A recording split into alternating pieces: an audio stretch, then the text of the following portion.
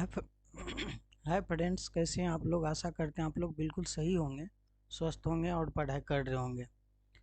आज का जो सेशन है, इसमें आज आप लोग को भारतीय कला एवं संस्कृति है ना, इससे जितने भी रिलेटेड क्वेश्चन है जो सभी जनरल कंपटीशन के लिए बहुत महत्वपूर्ण है, ये क्वेश्चन मैं आज लेकर आया हूँ। तो आप लोग इस वीडियो के माध्यम से पूरे देखिए वीडियो को, और उसमें मैंने जितने भी कोशिश करके बनाए ताकि आप लोग को अच्छा से याद रहे, उसके नोट्स के जरिए भी हम आप लोग को एक क्वेश्चन से अन्य क्वेश्चन बनाने के माध्यम से फिर से ये वीडियो मैं लेकर आया हूँ। पिछला जितने भी वीडियो मैंने डाला है सभी जनरल कंपटीशन से रिलेटेड है। तो आप लोग टोटल वीडियो को जाकर देखिए। पता नहीं आप लोग वीडियो देखते ही नहीं है, क्योंकि व्यू तो बढ़ता नहीं, तो फिर कहाँ से पता चलेगा आप लोग क्वेश्चन देख रहे हैं। तो आप लोग थोड़ा सा प्यार बरसाइए, आप लोग भी थोड़ा सा सपोर्ट कीजिए, और जितना से जितना हो चैनल को सब्सक्राइब कर लीजिए, ताकि जो भी हो आप लोग से के पढ़ाई से रिलेटेड ही वीडियो बनता है। ऐसा तो कुछ है नहीं, फिर भी पता नहीं आप लोग वीडियो देखते ही नहीं हैं। तो चलिए आज के सेशन में हम लोग शुरुआत करते हैं कि आप लोग वीडियो देखेंगे और पढ़ेंगे भी, क्योंकि आप लोग को तो चाहिए ना, नौकरी नौकरी चाहिए तो थोड़ा सा तो मेहनत करना होगा। ठीक है, तो आप लोग आइए, इस वीडियो के माध्यम से जितना हो सके उस लाभ उठाइए। आज का क्वेश्चन में जो भारतीय कला एवं संस्कृति का जो है, इसका पहला क्वेश्चन है कि संगाई त्योहार कहाँ मनाया जाता है। ये पूछ रहा है आपको कि संगाई त्योहार कहाँ मनाया जाता है, इसको आप लोग बताइए। तो ये जो है संगाई त्योहार कहाँ मनाया जाता है, ये चार ऑप्शन दिया है। ए में असम, बी में मणिपुर, और सी में नागालैंड और मिजोरम। तो आप लोग को बताना होगा सही उत्तर क्या होगा। तो उसका सही उत्तर होगा ऑप्शन नंबर बी, है ना। चलिए मैं आप लोग को यहाँ ये संगाई त्योहार जो है, संगाई का त्योहार, इस संगाई त्योहार के से रिलेटेड कुछ चित्र जो है आपको दिख रहा होगा डेस्कटॉप पे। तो इस चीज़ को आप लोग देख लीजिए, स्क्रीन पर जो दिख रहा है आपको, ये है संगाई महोत्सव, जो मणिपुर का महोत्सव है। और यह त्योहार मणिपुर की राजधानी इम्फाल में विशेष रूप से में मनाया जाता है, लेकिन पूरे राज्य में इस त्योहार का धूम रहती है और इसका आयोजन 21 नवंबर से 30 नवंबर तक मनाया जाता है। उसको आप लोग याद रखिएगा। ये जो है संगाई जो त्योहार है, ये कहाँ है, ये मणिपुर का महोत्सव त्योहार है। इसको आप लोग याद रखेंगे। ये त्योहार मणिपुर राजधानी इम्फाल के विशेष रूप में मनाया जाता है, लेकिन यह त्योहार कब से कब तक मनाया जाता है, तो 21 नवंबर से लेके 30 नवंबर तक मनाया जाता है। इसको आप लोग याद रखिएगा, संगाई महोत्सव। ये जो है एक नंबर क्वेश्चन, बहुत ही अच्छा क्वेश्चन है, और इससे रिलेटेड सभी क्वेश्चन सिलेक्टेड है। देखिए नेक्स्ट नंबर क्वेश्चन है कि प्रसिद्ध हॉर्नबिल त्योहार कहाँ मनाया जाता है। ये जो हॉर्नबिल त्योहार के बारे में पूछ रहा है, और चार ऑप्शन आपके सामने हैं, नागालैंड, मिजोरम, असम और मेघालय। तो जल्दी से कमेंट्स में बताइए उसका सही उत्तर क्या होगा। उसका सही उत्तर होगा ऑप्शन नंबर ए, जो है नागालैंड। चलिए आप लोग को उसका भी चित्र के माध्यम से दिखाते हैं कि ये जो है, देख लीजिए चित्र में, ये है नागालैंड में, जहाँ पर ये हॉर्नबिल नामक जो त्योहार है मनाया जाता है। उससे रिलेटेड कुछ नोट्स है, उसको भी आप लोग याद रखेंगे। ये कोविड-19 महामारी के बीच नागालैंड में 1 दिसंबर से 5 दिसंबर तक हॉर्नबिल फेस्टिवल को वर्चुअल रूप से आयोजन किया जा रहा है। और ये नागालैंड के हॉर्नबिल फेस्टिवल जो है, ये 21वां संस्करण है। और नागालैंड में हॉर्नबिल फेस्टिवल को फेस्टिवल ऑफ फेस्टिवल्स, यानी त्योहारों का त्योहार के रूप में चिन्हित किया गया है। यहाँ का मतलब प्रमुख त्योहार माना जाता है। कहाँ का, नागालैंड का प्रमुख त्योहार कौन है, हॉर्नबिल है। और ये कौन सा है, 21वां संस्करण का भी त्योहार मनाया जाता है। उसको भी आप लोग याद रखिएगा, चित्र के माध्यम से भी आप लोग इसको याद रखेंगे कि ये नागालैंड का हॉर्नबिल त्योहार है। ठीक है, तो ये 2 नंबर क्वेश्चन का था। नेक्स्ट नंबर क्वेश्चन है कि गुंदेचा भाई की संगीत कला से संबंधित है।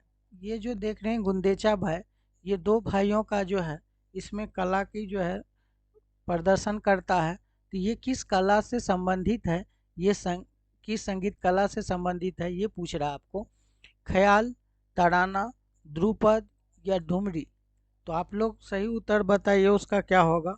उसका सही उत्तर होगा ऑप्शन नंबर सी जो है बिल्कुल सही जवाब है। इसको आप लोग याद रखिए, ध्रुपद यानी दो पद, यानी दो भाइयों इसमें मिलके जो है। अब चलिए उसका नोट्स के जरिए बताते हैं। उसमें उमाकांत गुंदेचा और रमाकांत गुंदेचा दो सगे भाई हैं, और दो जो है जो ध्रुपद संगीत कला से संबंधित है और वो साथ गाते हैं, उसके कारण उन्हें पद्म श्री से भी सम्मानित किया गया था। कब? 2012 में। उसको भी आप लोग याद रखिएगा। ये जो है गुंदेचा भाई की संगीत कला से संबंधित है, तो ये ध्रुपद संगति से है। इसमें उमाकांत और रमाकांत दो भाई जो थे ये साथ में गाते थे, और ये संगीत कला से रिलेटेड है, तो उसको पद्म श्री से भी सम्मानित किया गया था 2012 में। इस पॉइंट को आप लोग याद रखिए। Next number question, Santa Claus. ये बहुत ही अच्छा क्वेश्चन, आप लोग को जानकारी था पहले से तो बताइए कमेंट्स में। ये सांता क्लॉज का असली नाम क्या है ना? सेंट थॉमस, सेंट निकोलस, या सेंट लुइस, या सेंट पीटर? तो उसका सही ये है सांता क्लॉज, जो आपको 25 दिसंबर क्रिसमस के डे आदिवासी का जो सबसे बड़ा पर्व है। ये आपको बता दें कि ये सांता क्लॉज जो है असली नाम सांता निकोलस बताया जाता है ना? ये आप लोग को सांता निकोलस उसका सांता क्लॉज का असली नाम है। और अगर बता दें कि सांता क्लॉज जो है उसका जन्म जो है कब हुआ था? उनका जन्म तुर्किस्तान के मैरा नाम के शहर में हुआ था। इसको आप लोग याद रखेंगे, कहाँ पर हुआ था? मैरा नाम के शहर में। कहाँ पर? तो तुर्किस्तान में हुआ था, है ना? और ये आप और ये भी याद बता दें आपको कि ये इतिहासकारों के अनुसार प्रभु यीशु के मृत्यु के बाद उसका जन्म हुआ था। प्रभु यीशु का जब मृत्यु हुआ उसके बाद उसका जन्म हुआ। इसीलिए देखिए विश मांगते रहते हैं बच्चे लोग सांता क्लॉज से, तो उस सब को आप लोग सांता का असली नाम है सांता निकोलस, ये आप लोग को याद रखना है। सेंट निकोलस है ना, सेंट मतलब साधु होता है, ये Santa Nicholas. Next number question है, लिबी मेले के लिए कौन सा प्रदेश प्रसिद्ध है? चार ऑप्शन दिया हुआ आपको, उत्तराखंड, हिमाचल प्रदेश, झारखंड, या उत्तर प्रदेश। तो ये लिबी मेले जो है उसके लिए कौन सा है? तो ये हिमाचल प्रदेश जो है, ऑप्शन बी जो है बिल्कुल सही जवाब है। उसको आप लोग याद रखिए। उससे रिलेटेड आपको बता दें, ये लिबी जो है ये हिमाचल प्रदेश के सबसे पुराना व्यापारिक मेला है। ये किस प्रकार के पूछ देगा अगर आपको कि लिबी जो है कहाँ के मेला, तो हिमाचल प्रदेश का। फिर दूसरा क्वेश्चन बनेगा कि लिबी जो है का पुराना ये किस प्रकार का मेला है, तो ये पुरानी व्यापारिक मेला है। अगर ये पूछ दे कि ये कब आरंभ होता है, तो ये हर वर्ष नवंबर में आरंभ होता है। और ये कहाँ पर? तो रामपुर ये जो हिमाचल प्रदेश के रामपुर के बुरुसोहर में, कहाँ पर? रामपुर के बुरुसोहर में मनाया जाता है। और ये रामपुर में को किन्नरों के द्वारा भी कहा जाता है कि लवी का मेला 3 दिन चलता है। अगर पूछ दे लवी मेला कितने दिन तक मनाया जाता है, तो 3 दिन, उसमें ऑप्शन रहेगा 2, 3, 4। तो याद रखिएगा लवी मेला 3 दिन तक मनाया जाता है। ये मेन यहाँ रामपुर के जो किन्नर हैं उनके द्वारा किया जाता है ना? तो किन्नरों के द्वारा ये बहुत प्रसिद्ध मेला है। कहाँ का? तो हिमाचल प्रदेश का, हिमाचल प्रदेश के रामपुर के बिसोहर में मनाया जाता है। ये नवंबर से आरंभ हो जाता है और ये 3 दिन चलने वाला ये त्योहार है, ठीक है? उसको आप लोग याद रखिएगा। नेक्स्ट नंबर क्वेश्चन है कि लाल डेड है ना, लाल डेड जिसको लल्ला योगेश्वरी किस पंथ की अनुनायी थी, ये पूछ रहा। तो आप लोग को पता है तो कमेंट्स के माध्यम से बताइए, है ना? तिब्बती बुद्ध धर्म, कश्मीरी शैव धर्म, श्री संप्रदाय, या स्मृतिवादी। 4 ऑप्शन थे आप लोग को सही से बताना है कि ये जो है लाल डेड यानी लाला यागेश्वरी किस पंथ की अनुनायी थे। तो ये ऑप्शन नंबर बी बिल्कुल सही होगा, कश्मीरी शैव धर्म के थे। और उससे लाला रामसी जो ये क्या थे, एक महान कवित्री थे, उसको आप लोग याद रखेंगे। और ये कश्मीरी शैववाद की अनुनायी भी थे। ये क्या थे? कश्मीरी शैववाद के अनुनायी भी थे, जिसे त्रिक शास्त्र भी कहा जाता है, और जिसकी स्थापना जो है वासुगुप्त ने की थी। कौन की थी? वासुगुप्त ने की थी। उसको आप लोग याद रखेंगे, ठीक है? नेक्स्ट नंबर क्वेश्चन है कि भारत में अमृत सांस्कृतिक विरासत में यूनेस्को सूची में निम्नलिखित में से कौन सा नहीं है? कोलंबिया, योग, मार्च या रामलीला। तो इसमें जो है आपका सही उत्तर होगा ऑप्शन नंबर सी, मार्च। मार्च जो है इसमें सम्मिलित नहीं है। किसमें? भारत अमृत संस्कृति विरासत यूनेस्को सूची में। कोलंबिया तो शामिल है, योग शामिल है, रामलीला है, मार्च शामिल नहीं है। अब उसके बारे में कुछ नोट्स है। मार्च जो है ये भारतीय राज्य के मध्य प्रदेश के मालवा क्षेत्र के लोक थिएटर जो होता है, ये लोक थिएटर का एक रूप है ना। और एक ऐसा माना जाता है कि ये राजस्थान के जो ख्याल रंगमंच के रूप में उसका जन्म हुआ था। किसके रूप में? ख्याल रंगमंच के रूप में। और यह अमृत सांस्कृतिक विरासत में यूनेस्को सूची में मौजूद नहीं है। कौन सा मौजूद नहीं है? ये मार्च जो है ये मध्य प्रदेश का जो मालवा क्षेत्र का लोक थिएटर के रूप में माना जाता था, लेकिन ये यूनेस्को सूची में मौजूद नहीं है। उसको आप लोग याद रखेंगे। नेक्स्ट नंबर क्वेश्चन है, सतीपति संप्रदाय कहाँ के आदिवासी समुदाय हैं? ये क्वेश्चन बहुत ही बीबीए है। ये सतीपति जो है संप्रदाय जो है ये कहाँ के थे? गुजरात, महाराष्ट्र, कर्नाटक या मध्य प्रदेश? तो उसका सही उत्तर हो जाएगा ऑप्शन नंबर ए, गुजरात के थे। उसको आप लोग याद रखिए। ऑप्शन ए बिल्कुल सही जवाब है, गुजरात का। उससे जुड़ी हुई कुछ नोट्स है जो आपको बता दें। ये सतीपति संप्रदाय जो दक्षिण गुजरात, कौन सा? दक्षिण गुजरात के एक आदिवासी समुदाय है। जो अधिकारियों ने बताया कि ये दक्षिण गुजरात में एक जनजातियों की समुदाय के सतीपति संप्रदाय से ये स्वयं प्रशासन के लिए साथ जुड़ने का विरोध करता है। ये प्रशासन से जुड़ने का हमेशा विरोध करता है और मतदाताओं के सूची में ये पहली बार नामांकित किया गया है। किसको? सतीपति संप्रदाय को, जो आदिवासी समुदाय से हैं और ये दक्षिण गुजरात में जनजातीय समुदाय से हैं। उसको आप लोग याद रखेंगे। नेक्स्ट नंबर क्वेश्चन है, महल नगर किस प्रदेश में है? इसको आप लोग हिमाचल प्रदेश, पंजाब, उत्तर प्रदेश या मध्य प्रदेश? तो न का सही उत्तर हो जाएगा आपको हिमाचल प्रदेश। ए नंबर जो है बिल्कुल सही जवाब है। नेक्स्ट नंबर क्वेश्चन है, प्रसिद्ध सूफी संत नियामुद्दीन औलिया किसके समय दिल्ली में बसे? ये आप लोग को बताना है कि प्रसिद्ध सूफी संत जो था निजामुद्दीन औलिया किसके समय दिल्ली में बसे? अकबर, जहांगीर, शाहजहां, औरंगजेब? तो चारों ऑप्शन में से सही क्या है आप लोग को बताना है। इस क्वेश्चन का सही जवाब आप लोग को मालूम है तो कमेंट्स में बताइए। मैं बता देता हूँ, उसका सही जवाब है ऑप्शन नंबर ए, अकबर। अब उसका कुछ नोट्स है वो भी सुनाते हैं। अगर आप लोग चैनल पर नए हैं तो प्लीज़ चैनल को सब्सक्राइब कीजिए, दोस्तों के साथ शेयर कीजिए, पूरे वीडियो को देखिए। आप लोग के हित में ही है ये सभी क्वेश्चन। ये बड़े चैनल वाले को देख देख के आप लोग छोटे चैनल वाले को इग्नोर करते हैं। ये लोग भी बहुत मेहनत करता है क्वेश्चन ढूंढने में, है ना।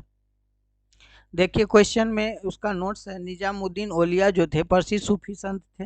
ये तो ऊपर में आप लोग को पता चला। जो अकबर के समय ये दिल्ली में बसे थे, अकबर के समय ये दिल्ली में बसे थे। दिल्ली में उनकी कब्र पर एक मस्जिद बनाई गई है।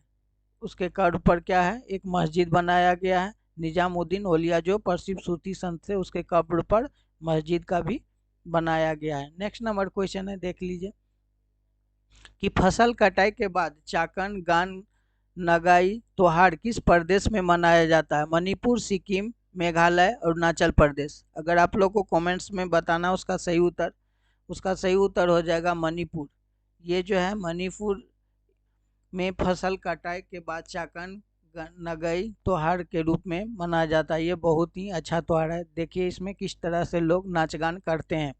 फसल कटाई के बाद चाकन, गान, नगाई नामक त्योहारों को मध्य प्रदेश में ये जो है क्या है पूछ देगा आपको। ये जेलियन गोग्र नामक समुदाय, ये जो जेलियन गोंग नामक समुदाय को ये द्वारा मनाया जाता है। और इस गान को नगाई त्योहार भी कहा जाता है।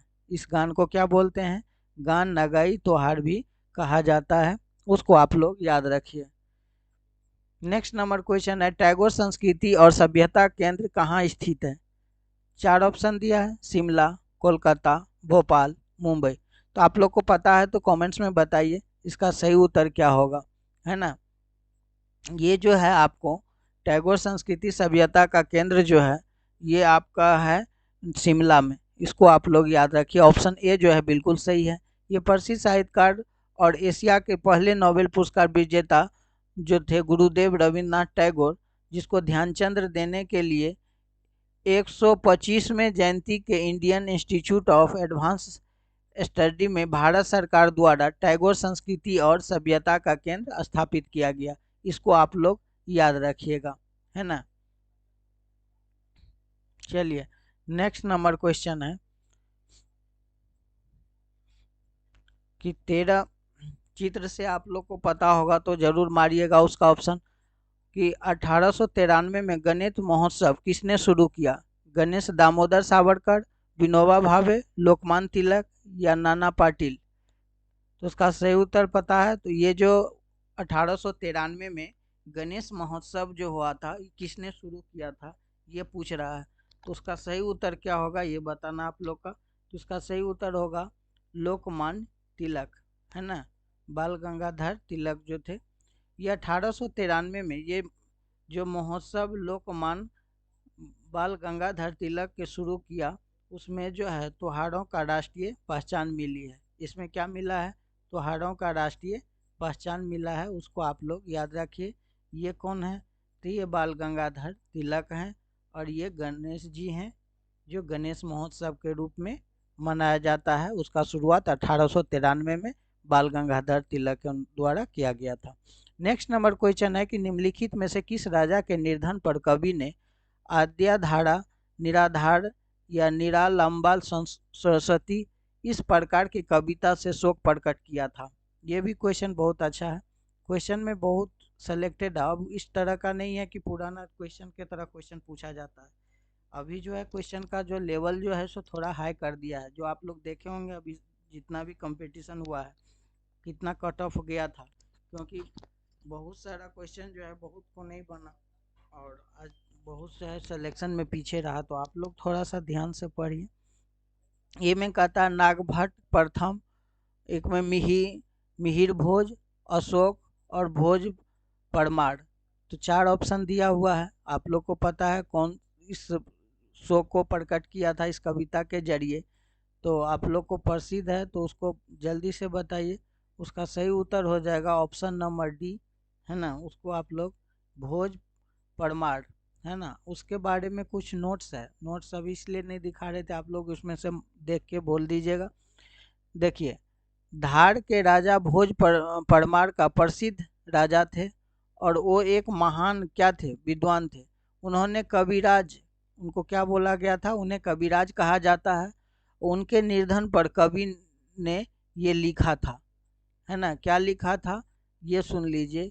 अद्याधारा निराधार निरालंबा सरस्वती पंडिता खंडिता सर्वे भोजरावे दिव्य गते, है ना। उसका अर्थ क्या है, आज भोजराज के दिवगत हो जाने से धारा के नगरी निराधार हो गई है, जो सरस्वती के बिना आलम्ब हो गई है और सभी पंडित खंडित हैं।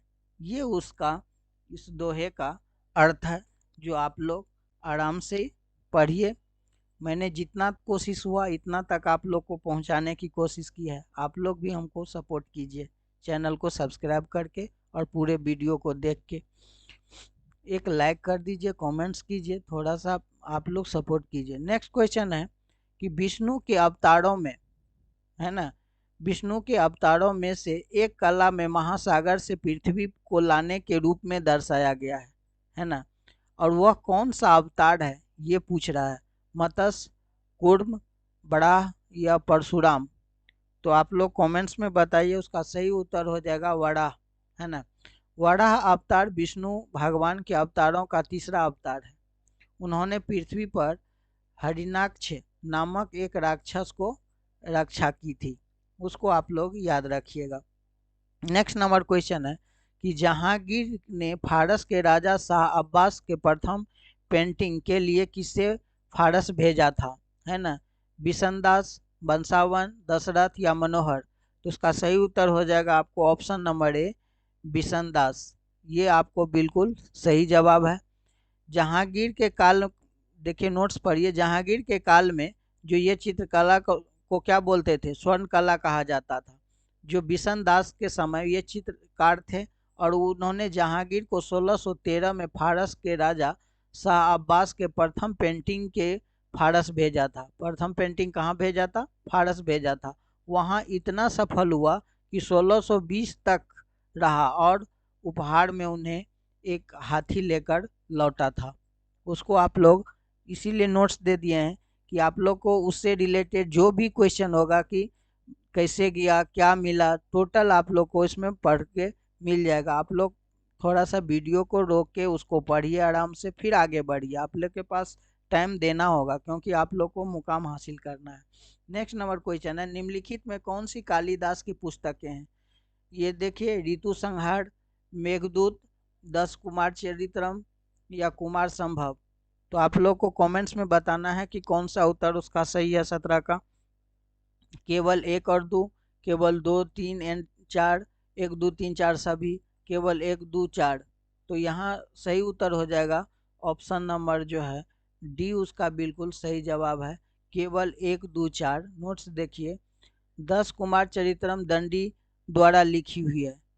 10 कुमार चरित्रम किसके द्वारा है? दंडी द्वारा लिखा गया। संस्कृत का गद्य पुस्तक है ये 10 कुमार चरित्रम, और यह दंडी के पहली गद्य रचना किया गया था। उसको किसमें? गद्य और पद में देखें तो इसमें गद्य में उसको रचना किया गया है पहली बार, उसको भी आप लोग याद रखिए। नेक्स्ट नंबर क्वेश्चन है कि भगवान मनुष्य के गुणों को जानता है और उसकी जाति की जांच नहीं करता, अगले विश्व में कोई जाति नहीं है, यह किसका शिक्षा थी? देखिए, बहुत ही अच्छा क्वेश्चन है, ये भारतीय संस्कृत कला का है क्वेश्चन। तो आप लोग को उसको देखना होगा, गुरु नानक, रविदास, गुरु अंगद देव या गुरु गोविंद सिंह। तो ये जो था कथन था, आपको ऑप्शन नंबर ए जो है बिल्कुल सही है, ये गुरु नानक का कथन है। आप लोग कमेंट्स में बताइए, इसमें कोई ऐसा नोट्स नहीं है। चलिए यहाँ देखिए, हनुख हनुख नामक जो प्रकाश का जो महोत्सव किस धर्म से संबंधित है, ये पूछ रहा है। हनुक नामक जो प्रकाश महोत्सव है ये किस धर्म से है, ये पूछ रहा है। बौद्ध, पारसी, यहूदी या कन्फ्यूरियस? इसका सही उत्तर हो जाएगा ऑप्शन नंबर सी, ये यहूदी से है। हनुक नामक प्रकाश जो है यहूदी से है। देखिए यहूदी लोग किस तरह से ये महोत्सव को मनाता है। हनुक जिस प्रकाश महोत्सव कहा जाता है उसका दूसरी शताब्दी यानी ईस्वी में, दूसरी शताब्दी के पूर्व यानी कि सेल्जुकिड साम्राज्य कौन था? सेल्यूसिड साम्राज्य के खिलाफ एक मैकबिन रॉबर्ट के समय में जो यरूशलेम के पवित्र मंदिर यानी दूसरा जो मंदिर था उसमें पुनर्निर्माण को याद कर एक 8 दिवसीय यह एक यहूदी का पर्व है। यहाँ थोड़ा सा ये हो गया है, यहूदी याद रखिएगा, ये यहूदी का प्रमुख त्योहार है, प्रमुख त्योहार है, उसको आप लोग याद रखिएगा, ठीक है। नेक्स्ट जो क्वेश्चन है, निम्नलिखित में से किस मंदिर को ब्लैक पैगोडा कहा जाता है? तो किस मंदिर को ब्लैक पैगोडा कहा जाता है ये आप लोग को बताना है। सूर्य मंदिर कोणार्क, लिंगराज मंदिर भुवनेश्वर, जगन्नाथ मंदिर पुरी या मीनाक्षी मंदिर मदुरै? तो आप लोग जल्दी से कमेंट्स में बताइए इसका सही उत्तर क्या होगा आप लोग को। तो 20 का सही उत्तर हो जाएगा सूर्य मंदिर कोणार्क। चलिए उससे रिलेटेड कुछ बताते हैं आप लोगों को। कोणार्क जो है कि सूर्य मंदिर में ब्लैक पैगोडा भी कहा जाता है। कोणार्क के सूर्य मंदिर को ब्लैक पैगोडा कहता है। इसे ये 13वीं शताब्दी के पूर्वी में गंगा साम्राज्य के राजा नरसिंह देव प्रथम ने बनवाया था। इस कोणार्क सूर्य मंदिर को किसने बनवाया? तो राजा नरसिंह देव प्रथम ने बनवाया था, और ये विश्व का एक धरोहर में भी उसको शामिल किया हुआ है, उसको भी आप लोग याद रखिए। नेक्स्ट नंबर क्वेश्चन है, बेसिलिका ऑफ बॉम जीसस नामक विश्व धरोहर स्थल किस प्रदेश में है? ये बहुत ही अच्छा क्वेश्चन है, VBA क्वेश्चन है, उसको आप लोग नोट डाउन कीजिए। महाराष्ट्र, गोवा, तमिलनाडु या मणिपुर? तो उसका सही उत्तर हो जाएगा आपको गोवा में है ये बेसिलिका ऑफ बॉम जीसस नामक विश्व धरोहर स्थल, ये गोवा का स्थल है। बेसिलिका ऑफ बॉम जीसस इस जो है एक ईसाई का क्या है, गिरजाघर है जो गोवा में है, और उसका निर्माण जो है 1594 से लेकर 1605 ईस्वी के बीच हुआ था। उसको भी आप लोग याद रखिए। ये क्या है, एक गिरजाघर है, ईसाई का गिरजाघर है। कहता है हुसरी और बिहुना किस प्रदेश के नृत्य के रूप में है, उसको भी आप लोग याद रखिए। हुसरी और बिहुना किस प्रदेश का है, असम, बिहार, उड़ीसा और या पश्चिम बंगाल। तो उसका सही उत्तर हो जाएगा ऑप्शन नंबर डी, पश्चिम बंगाल का ये जो है हुसरी और बिहुना पश्चिम बंगाल का जो है एक नृत्य है, उसको आप लोग याद रखिए। कहता है बनी ठनी, बनी ठनी नामक प्रसिद्ध चित्रकीर्ति किस चित्रकला से संबंधित है, किशनकंठ चित्रकला, पहाड़ चित्रकला, राजपूत चित्रकला या इनमें से कोई नहीं। तो आप लोग को कमेंट्स में बताना उसका आंसर, सही आंसर क्या होगा। तो उसका सही आंसर होगा ऑप्शन नंबर ए, किशनगंज चित्रकला। अब ये चित्रकला क्या है, ये बनी ठनी जो है राजस्थान का प्रसिद्ध जो है चित्रकीर्ति है, जो किशनगढ़ चित्रकला से संबंधित है। और उनकी रचना कौन किया था, निहाल चंद्र ने की थी, इसको याद रखिएगा। और उसे राजस्थान को मोनालिसा भी कहा जाता है ना। और ये चित्र देखिए जो राजस्थान में इस तरह से पेंटिंग के रूप में कितना अच्छा सा चित्र बनाया जाता है, इसको आप लोग याद रखेंगे। ठीक है, नेक्स्ट नंबर जो क्वेश्चन है कि मुस्लिम तीर्थ स्थल, जो मुस्लिम का जो तीर्थ स्थल है कौन, गालियाकोट किस प्रदेश में है। तो ये मुस्लिम का तीर्थ स्थल जो गालियाकोट है ये कहाँ पड़ता है, किस प्रदेश में पड़ता है, ये पूछ रहा है। उत्तर प्रदेश, राजस्थान, जम्मू कश्मीर या बिहार। तो उसका सही उत्तर हो जाएगा ऑप्शन नंबर बी, ये राजस्थान में है। देख लीजिए ये मुस्लिम का जो गालियाकोट है राजस्थान में, ये किस तरह का है। और ये डूंगरपुर जिले में भारत के एक जनगणना शहर है ये। और यह राजस्थान के उदयपुर से लगभग 168 किलोमीटर दक्षिण पूर्व में स्थित है। और इस शहर का नामकरण स्थानीय कभील राजा कौन, गलियाकोट के नाम के आधार पर हुआ है, इसीलिए उसे गलियाकोट बोलते हैं। और यहाँ जो है दाऊदी दाऊदी का बोहरा तीर्थ स्थल है। ये मुस्लिम का कौन है, दाऊदी बोहरा का एक तीर्थ स्थल है जो राजस्थान के डूंगरपुर जिले में है, उसको आप लोग याद रखेंगे। नेक्स्ट नंबर क्वेश्चन है निम्नलिखित में से मंदिर के शिव का आराधना का नटराज के रूप में की जाती है, कुमुरदई, तंजोर, चिंदबरम, चिंदबरम और इनमें से कोई नहीं। तो ये जो है आपको याद रखना है, 25 का सी होगा चिंदबरम, उसका सही उत्तर है। चिदम्बरम मंदिर जो है शिव की आराधना का नटराज के रूप में की जाती है। और नटराज का अर्थ होता है तांडव, जो होता है हमारे शिव भगवान जो तांडव करते हैं नृत्य की मुद्रा, इसको नटराज के रूप में जो मुद्रा का जो उसका तांडव नृत्य का मुद्रा होता है ये शिव का, उसी नटराज के रूप में होता है, ये होता है। नेक्स्ट नंबर क्वेश्चन है भारत के किस राज्य में गुप्त काल के मंदिर अच्छी आकृति में पाए जाते हैं, बिहार, तमिलनाडु, मध्य प्रदेश या जम्मू कश्मीर। तो भारत के किस राज्य के गुप्त काल के मंदिर अच्छी आकृति में पाए जाते हैं, तो उसका सही उत्तर हो जाएगा option number C, Madhya Pradesh, है ना। उसको आप लोग याद रखिएगा। देखिए गुप्त काल में प्राचीन भारत का स्वर्ण काल कहा जाता है और उस मंदिर मध्य प्रदेश में पाए जाते हैं, उसको आप लोग याद रखिए। नेक्स्ट नंबर क्वेश्चन है 1933 में पेरिस के ग्रैंड सैलून के सहयोगी के रूप में निम्नलिखित भारतीय चित्रकारों में से कौन सा चुना गया था, असित कुमार हल्हर हल्दर या अमृता शेरगिल, के मजूमदार, उनमें से कोई नहीं। तो 1933 का जो पेरिस ग्रेट सैलून सहयोगी थे उसमें किसको चुना गया था, तो इसमें चुना गया था अमृता शेरगिल को। ऑप्शन बी जो है बिल्कुल सही है, नोट्स में देखिए। अमृता शेरगिल भारत के कौन थे, चित्रकार थी, है ना, बहुत अच्छी चित्रकार थी। उन्होंने 20वीं सदी में सर्वश्रेष्ठ चित्रकारों के नाम से चित्रकारों में एक माना जाता था, है ना, 20वीं सदी में, उसको आप लोग याद रखिए। टावर कहता टावर ऑफ साइलेंस भारत के किस धर्म से संबंधित है, पारसी, ईसाई, यहूदी या सिख। तो उसका सही उत्तर हो जाएगा आपको ऑप्शन नंबर ए, ये पारसी से संबंधित है। ऑप्शन ए जो है बिल्कुल सही है, टावर ऑफ साइलेंस ये पारसी धर्म से संबंधित है। नेक्स्ट नंबर क्वेश्चन है निम्नलिखित में से स्थान हिंदू श्रद्धालुओं के समकालीन 4 धाम हैं।